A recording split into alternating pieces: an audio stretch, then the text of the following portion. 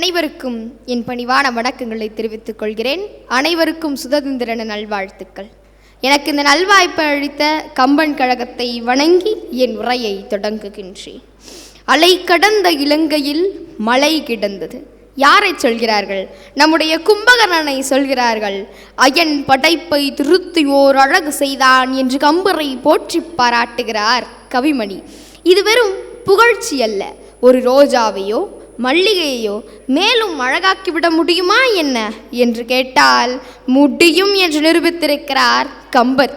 வால்மீகியின் படைப்பே ஒரு முழுமையான படைப்பாக இருக்கும் பொழுது அதற்கு இன்னொரு பரிமாணத்தை நம் கம்பரால் மட்டும்தான் உருவாக்க முடியும்.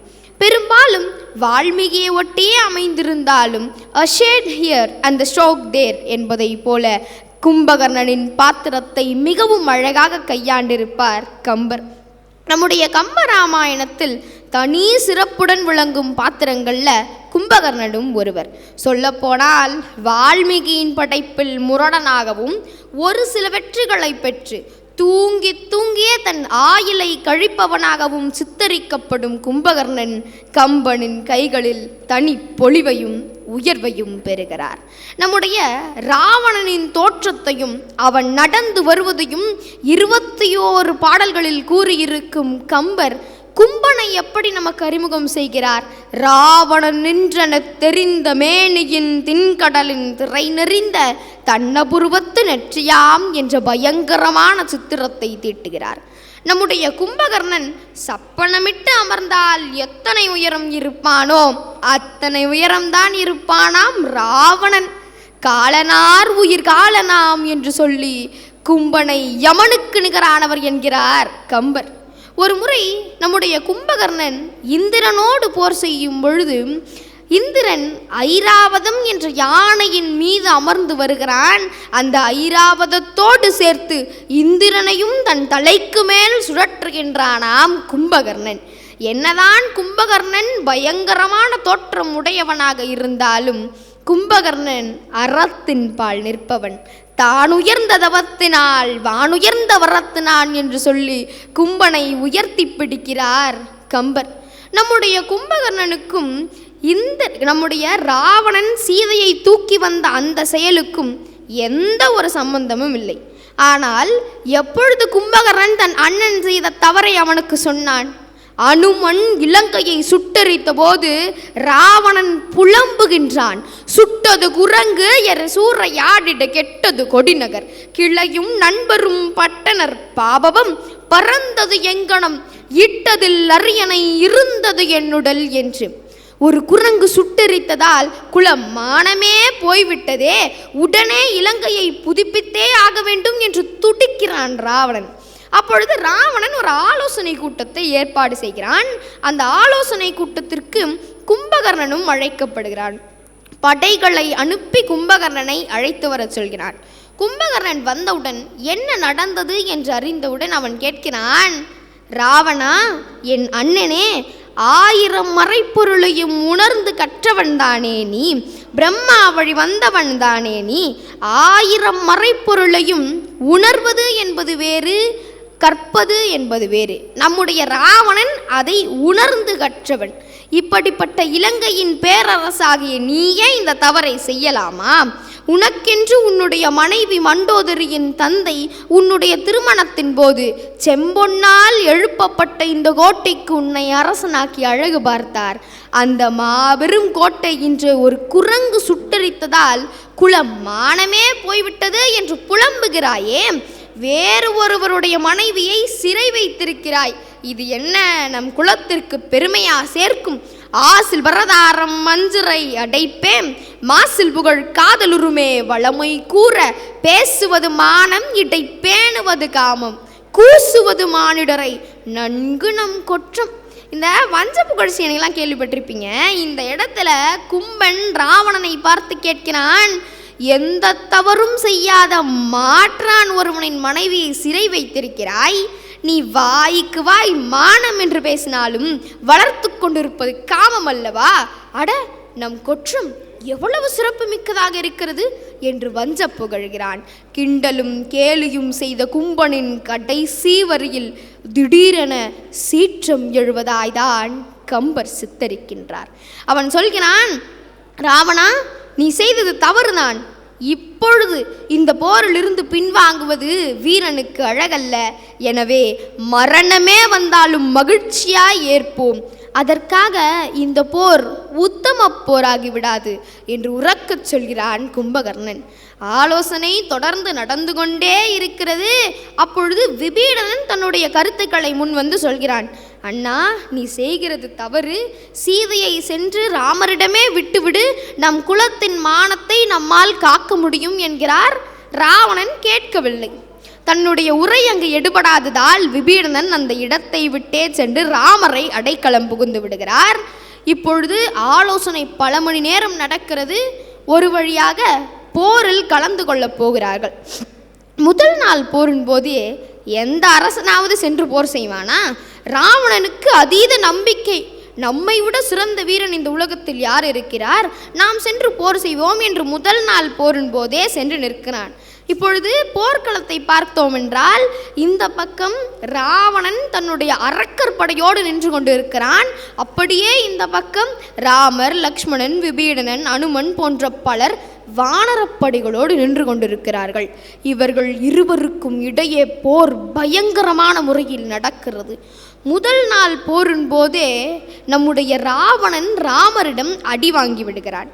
ராமர் நினைத்திருந்தார் ராவணனை அந்த முதல் நாள் போரின் போதே கொண்டிருக்க முடியும்.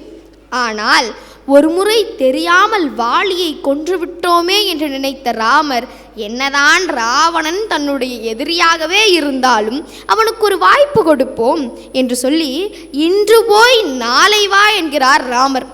ராவணனுக்கு அவமானம் தாங்க முடியவில்லை. இலங்கைக்கு சென்ற ராவணன் முதல் வேளையாக கும்பகர்ணனை எழுப்புவதற்கு ஆணையிடுகிறான். கும்பகர்ணனை படைகளை திரட்டி போய் எழுப்புகிறார்கள். கும்பகர்ணன் எழுந்து அமர்கிறான். பொதுவாக நம்ம தூங்க போகும்போது என்ன நினைவில் போவோமோ எந்திக்கும் போது அதே நினைவில் தான் எந்திப்போம். அதே மாதிரி கும்பகர்ணன் எழுந்தவுடன் கேட்குறான், என்னடா இன்னும் சீதையை விடலையா? அழிவு காலம் நம்மை நோக்கி வந்து கொண்டு இருக்கிறதா? அதை பார்க்கத்தானா என்னை எழுப்புகிறீர்கள் என்று அவன் கொஞ்சம் மன வருத்தத்தோடு ராவணன் முன்பு போய் நிற்கிறான். ராவணன் எதுவுமே பேசல.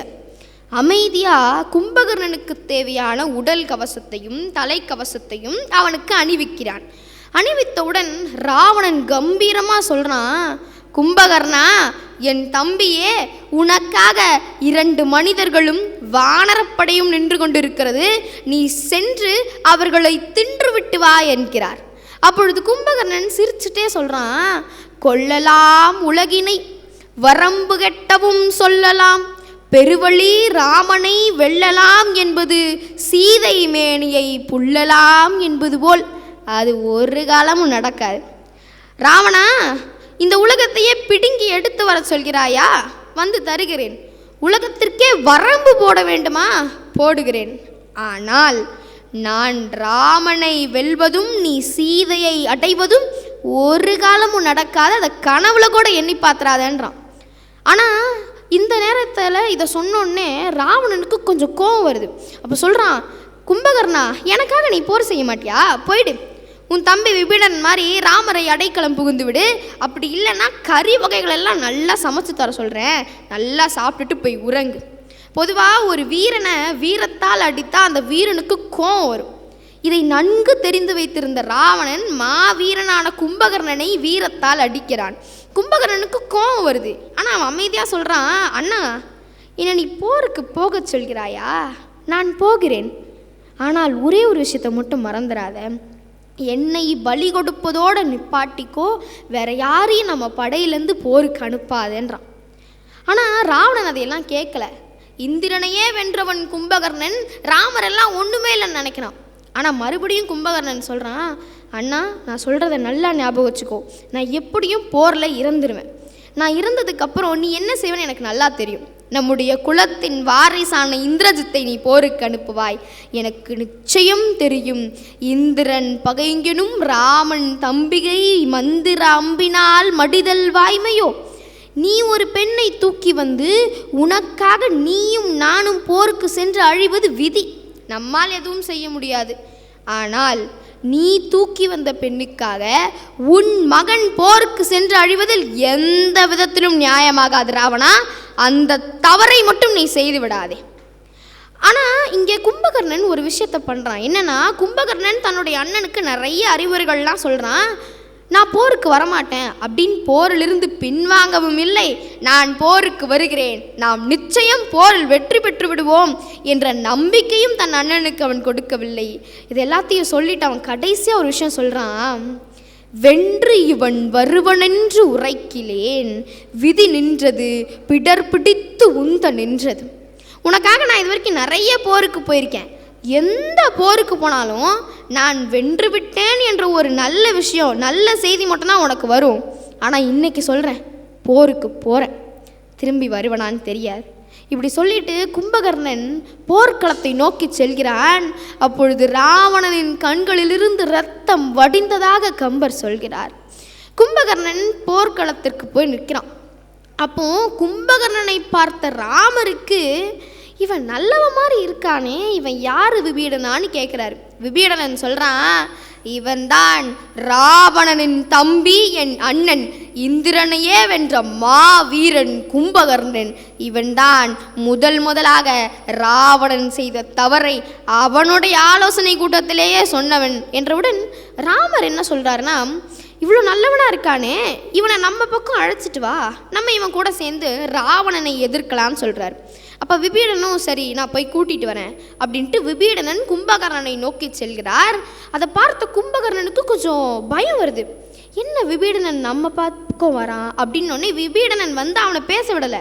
கும்பகர்ணன் கேட்குறான், தம்பி விபீடனா, நீ ரொம்ப நல்லவன், ராமர்கிட்டையே போயிரு, அரக்கர்குல புத்தி உன்னை விட்டு போகவில்லையா, எதற்காக இங்கு வந்தாய், நீ ராமரிடமே சென்று விடு, இங்கு நிற்காத அப்படின்றார். அப்போ விபீடனன் சொல்கிறான், இல்லைனா நான் அதுக்காக வரல, நீ ரொம்ப நல்லவன், அறத்தின் பால் நிற்பவன், உன்னை ராமர் பக்கம் அழைத்து போவதற்காக வந்தேன் என்றவுடன் கும்பகர்ணனுக்கு கோபம் வருது. என்ன, ராமர் கூட வந்து நான் போர் செய்யணுமா, என் அண்ணனை நான் எதிர்க்கணும்னு சொல்கிறியா, ராவணனுக்காக போர் செய்ய வந்தேனே தவிர ராமனுக்காக இல்லை, நான் எப்படி உன் கூட வரது அப்படின்னொடனே விபீடனன் கெஞ்சி பார்க்குறான். அண்ணா தயவு செஞ்சு என் கூட வா, நான் எங்கள் கூட வந்து நில்லுனான்றான். கும்பகர்ணன் எதுக்குமே அசரலை. விடுபாரா விபீடனன்? அவர் சொல்கிறாரு, அண்ணா எப்படி இந்த போரில் நாங்கள் வெற்றி பெற்று விடுவோம், வெற்றி பெற்றதுக்கு பின்பு இலங்கையின் அரசாட்சியை ராமர் எனக்கு தருவதாய் சொன்னார், அந்த அரச பதவியை நான் உனக்கு தந்து விடுகிறேன், நீ வா என்கிறார். அப்பொழுது கும்பகர்ணன் சிரிச்சுட்டே கேட்குறான், சரி விபீடனா, நீ சொல்கிற மாதிரி நான் வந்துடுறேனே வச்சுப்போம், நான் வந்ததுக்கப்புறம் இன்னைக்கு ராவணன் உட்கார்ந்துருக்க இடத்துல அன்னைக்கு நான் உட்கார்ந்துருப்பேன் அரசனா. ஆனால் என் அண்ணனை அழித்த ஒருவனோடு நான் எப்படி அரசாள முடியும், அந்த மக்களுக்கு நான் எப்படி நல்லாட்சி கொடுக்க முடியும், ஒரு அரச பதவிக்காக அண்ணனை விட்டு வர சொல்கிறாயா, என்னாலலாம் வர முடியாது. அது மட்டும் இல்லை, ராவணன் ரொம்ப நல்லவன் தான், ஆனால் சீதை மேலே ஆசைப்பட்ட அந்த ஒரே ஒரு தவறு தான் இன்றைக்கி நம்முடைய அரக்கர் குலத்தையே அழிக்கப் போகுது. எப்படியும் நாளைக்கு அரக்கர் குலம் மொத்தமாக அழிஞ்சிரும், இலங்கையில் உள்ள ராவணனும் அழிந்து விடுவான், இன்று உன் முன்பு நின்று கொண்டிருக்கும் நானும் அழிந்து விடுவேன், எங்களுக்கு எள்ளும் தண்ணியும் தெளிக்கவாவது ஒரு ஆள் வேணும், நீ ராமரோடே இருன்றா. கும்பகர்ணன் இப்படி சொல்லிகிட்டே இருக்கும்போது விபீடனன் அப்பயும் விடலை. அண்ணா தயவு செஞ்சு வானா அப்படின்றான். அப்போ கும்பகர்ணன் கடைசியாக ஒரு வார்த்தை சொல்கிறான், விபீடனா, ராவணனுக்கு இத்தனை கூட பிறப்புகள் இருந்தாலும் நாளை அவன் மண்ணில் தனியாய் வீழ்ந்து கிடப்பதை யாராலும் பார்க்க முடியாது, அவனுடைய கூட பிறப்பு ஒருவராவது அவன் கூட விழுந்திருக்கணும், நான் அவன் கூட இருக்கேன், நீ ராமரோடே இருன்றான். விபீடனனுக்கு வேற வழி இல்லை, ராமர்கிட்டயே போகிறான்.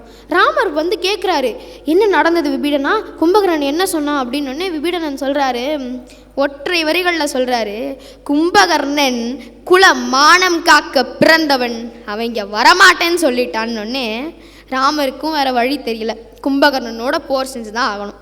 போர் தொடங்குகின்றது. பயங்கரமான முறையில் போர். அப்படிப்பட்ட போரை இது வரைக்கும் யாருமே பார்த்துருக்க மாட்டோம்.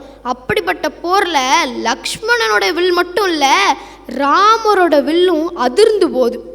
ராமருடைய கைகளெல்லாம் கும்பகர்ணனுக்கு எதிராக போர் செய்து நெகிழ்ந்து போகிறதுன்றான் கம்பன். அப்பொழுது இவர்கள் இருவருக்கும் இடையே போர் நடந்து கொண்டிருந்த போது கும்பகர்ணன் அந்த வானரப்படைகள் அனைத்தையும் அடித்து துவம்சம் செய்து கும்பகர்ணன் என்ன பண்ணுறான்னா சுக்ரீவனை தூக்கி கொண்டு ஊருக்குள் நுழைய பார்க்கிறான். அந்த நேரத்தில் சுக்ரீவன் கும்பகர்ணனுடைய மூக்கை கடித்து தப்பித்துறார். மூக்கில்லாத கும்பகர்ணன் ராமருக்கு எதிராக போர் செய்ய மீண்டும் தயாராக நின்றான். அப்பொழுது நம்ம லக்ஷ்மணன் நடுவில் நான் கூட போர் செய்கிறேன்னொன்னே கும்பகர்ணன் சொல்கிறான், லக்ஷ்மணா நீ ரொம்ப நல்லா தான் போர் செய்கிற, ஆனால் நான் இப்போ ராமரோட போர் செய்ய வந்திருக்கேன் அப்படின்ட்டு ராமர் கூட போய் போர் செய்கிறான் கும்பகர்ணன். தன்னுடைய 2 கைகளும் துண்டிக்கப்படுகிறது, 2 கால்களுமே துண்டிக்கப்படுகிறது. அப்பையும் விடல கும்பகர்ணன் தன்னுடைய வாயால் மரங்களையும் மலைகளையும் பிடிந்து ராமர் மீது எரிக்கிறான். ராமர் ஒரே அம்பால் அதை மொத்தத்தையும் தூள் தூளாக்கிறார். கும்பகர்ணன் கடைசி உயிர் மூச்சு இருப்பது வரை போராடி இறந்து போகிறான்.